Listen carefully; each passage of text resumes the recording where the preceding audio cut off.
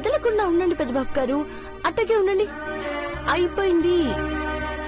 నేను సెలూన్కి వెళ్ళొస్తానులే పార్వతి. ఏమొద్దు, మీరొక్కరే పోలేరు, నా నెంటొస్తే బాగోదు.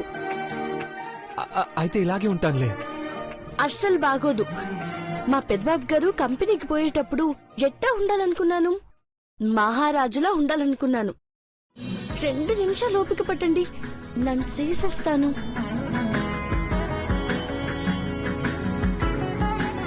నువ్వు ట్రిమ్ చేయడానికి ట్రై చేసి మీసాలు కూడా కట్ చేసావు అనుకో, నాకెలాగో కనపడదు. చూసేదానివి నువ్వే, చెప్తున్నా. దేవుడికి మీసాలుంటాయా? అంటే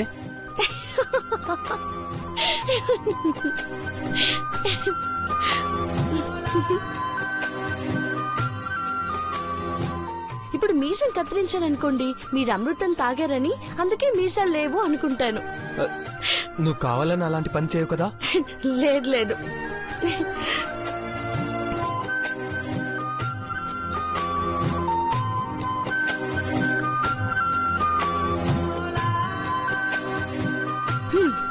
ఇప్పుడు గుడ్ బాయ్ లెక్కనున్నారు.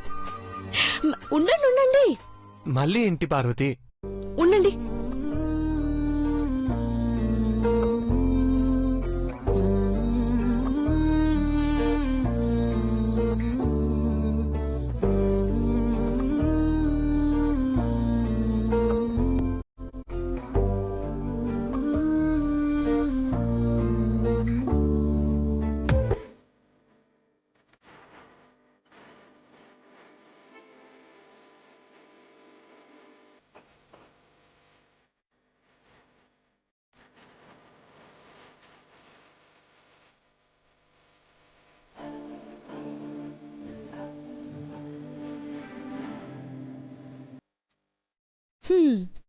ఇప్పుడు కంపెనీకి పోతే గట్టమనేని మహారాజు వచ్చాడని అందరూ చెప్పుకుంటారు.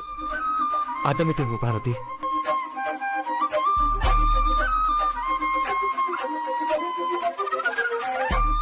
నాకు కనపడకపోయినా అద్దం ముందు పెట్టుకొని కళ్ళు మూసుకుంటాను. అదేంటి పెద్దబాబు గారు? అవును పార్వతి, కళ్ళు మూసుకొని నా పార్వతిని తలుచుకొని తన కళ్ళతో చూడగలుగుతాను.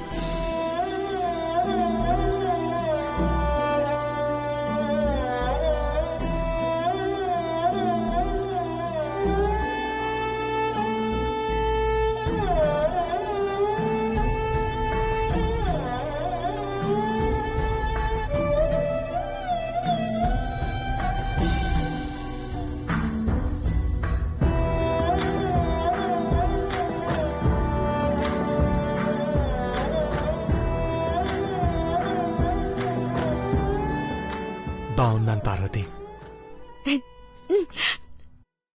చాలా బాగున్నారు పెద్దబాబు గారు. నువ్వు నన్ను సలూన్కి తీసుకెళ్ళకపోవడమే మంచిదైంది పార్వతి. నా అవటితనాన్ని చూసి ఎవరు ఎగతాలు చేయకూడదనే నువ్వు ఇలా చేశావు కదా. పెద్దబాబు గారు అట్టా అనకండి. నా కళ్ళతో మీరు చూస్తున్నారని చెప్తున్నారు కదా, మీరు చూడగలుగుతున్నారనే కదా. కళ్ళు కాను రాకున్నా నాన్న చెప్పినట్టు బండి నడిపిన వాళ్ళు మీరు. అట్ట ఎవరైనా చేయగలరా? భయపడిపోతారు. ఆ భయం మీలో లేదన్నదే నా ధైర్యం పెద్దబాబు గారు.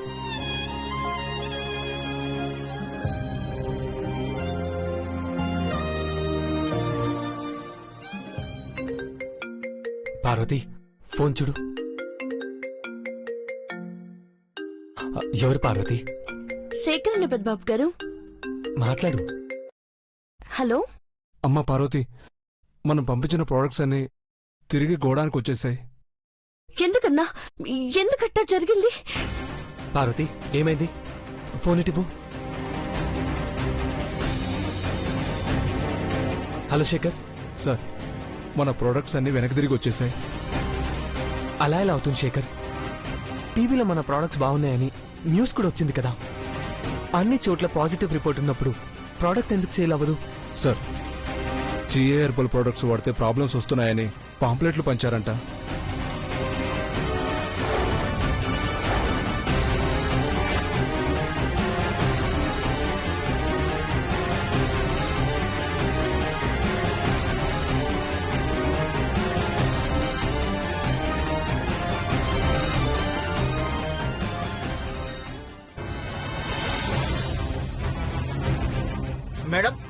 జిఏ హెర్బల్ బ్యూటీ ప్రొడక్ట్స్ వాడండి మేడం. వద్దులేవయ్యా, జిఏ హెర్బల్ బ్యూటీ ప్రొడక్ట్స్ వాడితే ఫేస్ ఇలా తయారవుతుందంట. వద్దులేవయ్యా, వెళ్ళు వెళ్ళు.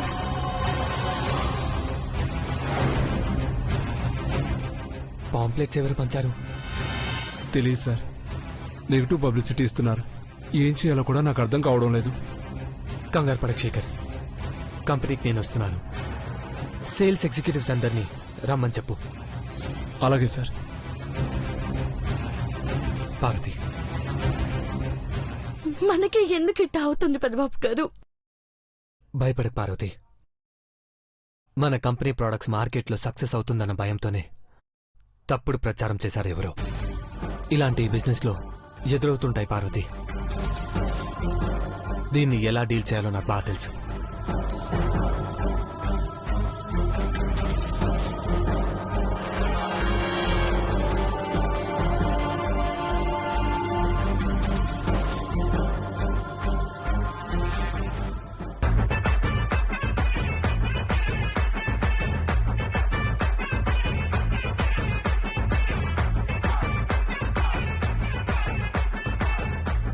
నీలమ్మా, ఓ నీలమ్మా,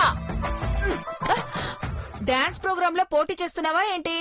తెగ ప్రాక్టీస్ చేసేస్తున్నావు. హ్యాపీనెస్ ఆంటీ, ఈ హ్యాపీనెస్ లైఫ్ లాంగ్ ఉండిపోతుంది. లాటరీ తగిలిందా ఏంటి? లేదంటీ, పార్వతికి ఎదురు దెబ్బ తగిలింది.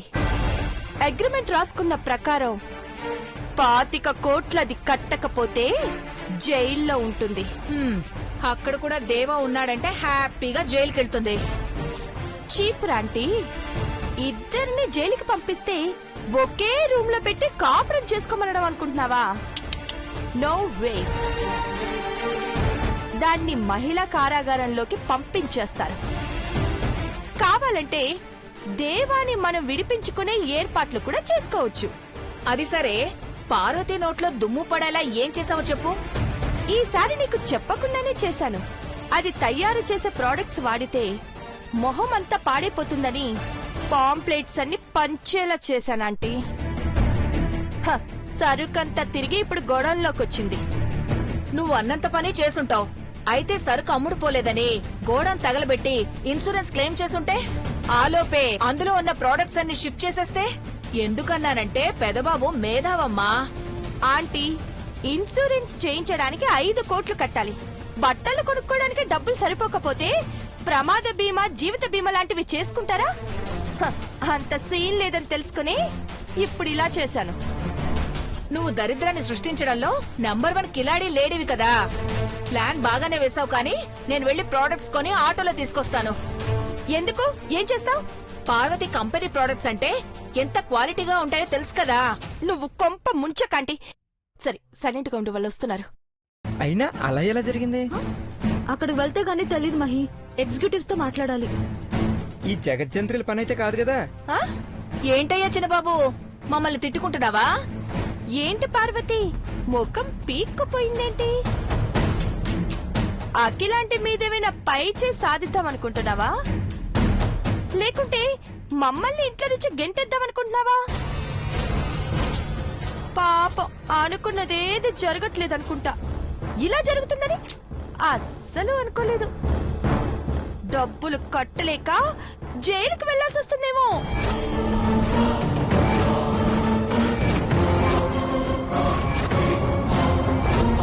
షటప్. నువ్వు అనుకున్నంత మాత్రాన అదవుతుందని గ్యారెంటీ లేదు. పార్వతి ఎప్పుడు పెదబాబు పక్కనే ఉంటుందని ధీమా నీలాంబరి. ప్రోడక్ట్స్ తిరిగొచ్చేలా చేశారు, కానీ అమ్మకుండా అడ్డుకోలేరు. అది చూస్తలేదేవా? మీ మాటలు వింటుంటేనే తెలుస్తుంది ఈ పని చేసింది మీరేనని. నన్ను కలపకమ్మా వయ్యారి. పక్కనే పెదబాబు ఉన్నాడు కదా అని నన్ను ఏవైనా అనొచ్చు అనుకోకు. మేం చేసిన ప్రోడక్ట్స్ ని ప్రతి ఇంటికి చేరుకునేలా చేద్దాం. బొట్టులో పెట్టుకుని ఇంటింటికి తిరిగి అమ్మడానికి అవి కూరగాయలు కావు. ఆ విషయం నాకు తెలుసు. పార్వతి, వీళ్ళతో డిస్కషన్ అనవసరం, మనం వెళ్దాం పద. బ్రో. హలో మేడం, ఎవడ్రా నువ్వు హలో గిలో అంటున్నావు? నీలాంబర్ గారి కోసం వచ్చాను. కొంపదీసి మళ్ళీ ఏమైనా కొరియర్ వచ్చిందా? అలాంటి పేరు గల వాళ్ళు ఇక్కడ ఎవ్వరూ లేరయ్యాపో. మేడం, నిన్న ప్రింటింగ్ ప్రెస్కి వచ్చారు కదా, గుర్తుపట్టలేదా?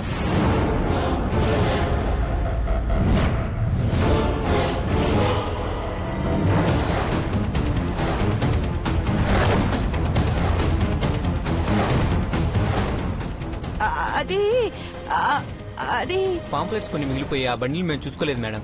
రే రే అసలు ఎవరు నువ్వు ఆ? ఏం పాంప్లెట్స్ నేను ఇచ్చానంట వీటి పో ఇక్కడి నుంచి ముందు. మహి, బ్రో నీలాంబరి నాకెంత దూరంలో ఉంది? 3 అడుగులు బ్రో. నీకు కరెక్ట్ గా ఈశాన్యంలో ఉంది బ్రో. పెద్దబాబు గారు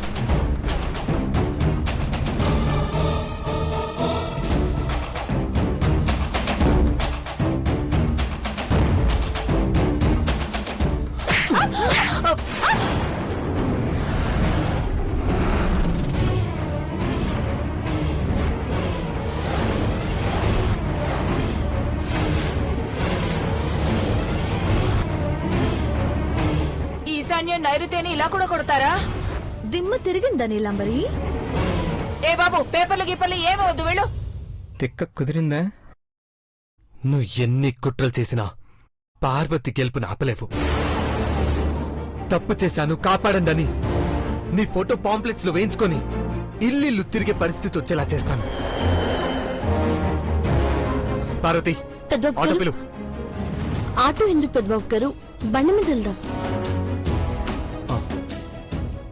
పద. మహి, ఐశ్వర్య జాగ్రత్త.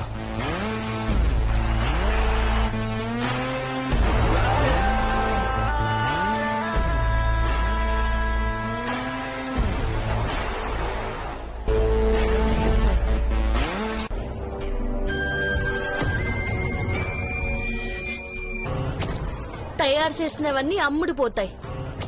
మీరు కూడా కొనేలా చేస్తాను, చూస్తూ ఉండండి. పోనివ్వండి పెద్దబాబు గారు. చూసారుగా, అది పార్వతంటే. బ్రో టాలెంట్ అర్థమైంటుంది కదా. పులి కాన్ఫిడెంట్ గా ఉందంటే పంజా మొహం మీద పడుతుంది. పద.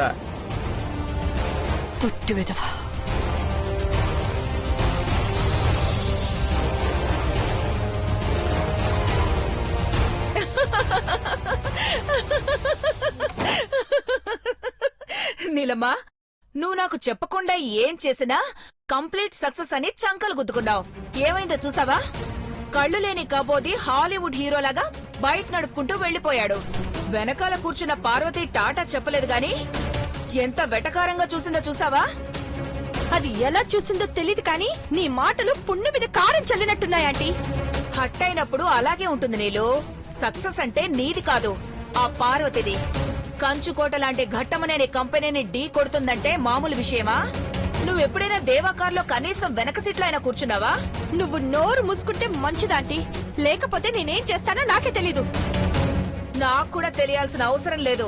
అఖిలక్క పుణ్యమా అని ఇంట్లో పడి తింటున్నావు. లేదంటే ఏ గుళ్ళోనో అడుక్కు తినేవాళ్ళం. గుడంటే గుర్తొచ్చింది, పోపు డబ్బాలో డబ్బులేమైనా ఉంటే పోగు చేసి కాళహస్తికెళ్లి రాహుకేతుల శాంతి పూజలు చేయించుకో. శనున్నా దరిద్రం ఉన్నా పోతుంది. వెళ్లాల్సిన అవసరం లేదాంటీ. మనమే రాహు కేతువులమై ఆ పార్వతిని మింగేస్తాం. వారిని నీకింకా రోషం పోలేదా? పోదాంటీ, నేను బతికుండగా ఓటమిని భరించలేను. నాగపడగల చంద్రముఖి అంటే ఏంటో దానికి తెలిసేలా చేస్తాను. ఇన్నాళ్లకి నీ అసలు పేరు నువ్వే తలుచుకున్నావు. కసితో చెయ్యి, అప్పుడు దాన్ని దెబ్బ కొట్టగలవు. లేదంటే నోరు మూసుకొని ఏసీ వేసుకుని పడుకో. పార్వతి అంతు చూసేదాకా నాకు నిద్ర రాదాంటీ.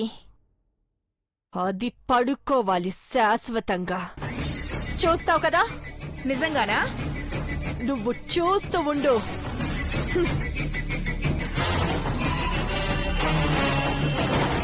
ఇది ఏం చేస్తుందో చెప్తే సలహా అయినా ఇచ్చేదాన్ని కదా.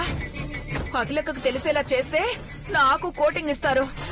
జాగ్రత్తగా ప్లాన్ చేయవే నీలమ్మా. నీలమ్మా, కొంపు ముంచేలా ఉన్నావే.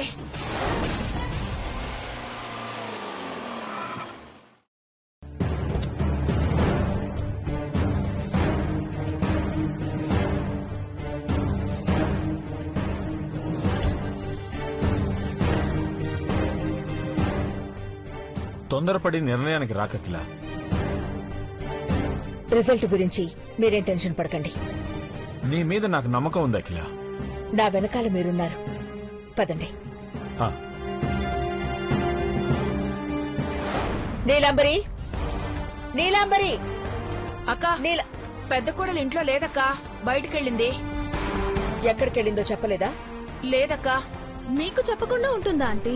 ఒకరిని విడిచి ఒకళ్ళు ఉండలేరు కదా. మామ్, ఈ మధ్య వెళ్ళి విడివిడిగా వెళ్ళి ఏం చేస్తున్నారు ఈ పాంప్లెట్ చూడండి.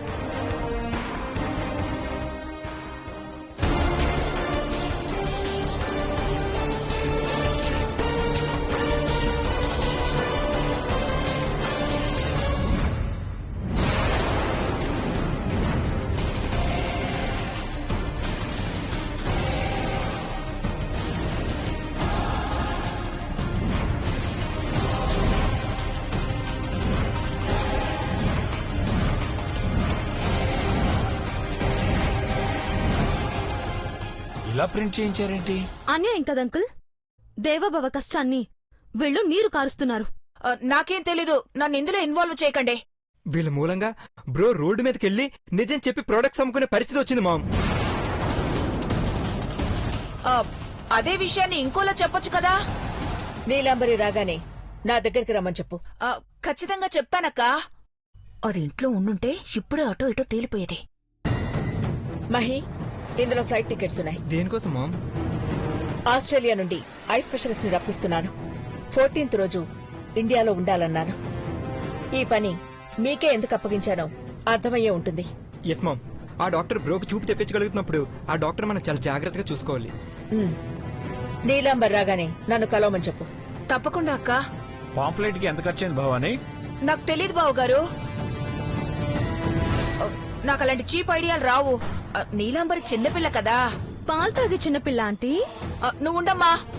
బావుగారు, నీలాంబరిని క్షమించి కలవమన్నాను కాని కబుర్లు చెప్పమనలేదు.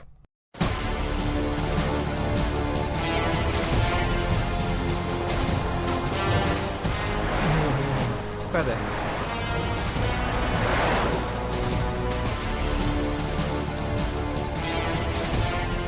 ఈ తింగర మొహంది ఎక్కడ చచ్చిందో ఏంటో.